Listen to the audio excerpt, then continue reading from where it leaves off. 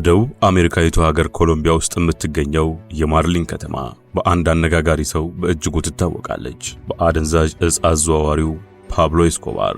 ሰውየው ከ10 ዓመት በላይ ይህችን ከተማ አንቀጥቅጦ ገዝቷታል። በተለይ በዘጠናዎቹ የመሳሪያ ድምጽ መስማት፣ መኪኖች በተጠመደ ቦምብ ሲጋዩ መመልከት፣ ግድያዎች የዕለት ከዕለት ልማዶች ነበሩ። ያኔ የዓለማችን ቁጥር አንድ አስፈሪና አደገኛ ከተማ ሆና ነበር። ፓብሎ ኤስኮባር አሁን የለም። እነዛ የትርምስና ብጥብጥ ዘመናቶቿ ግን የከተማዋ ዛሬ ላይ ጥላቸውን እንዳጠሉ ነው። ከተማይቱ አሁንም ወንጀል በተደራጀ መልኩ በአደባባይ የሚፈጸምባት ነች። የዓለም የወሲብ ቱሪዝም መናገሻም ሆናለች። ሴቶችን ብለው በርካታ ሰዎች ከመላው ዓለም ወደ እርሷ ይተማሉ።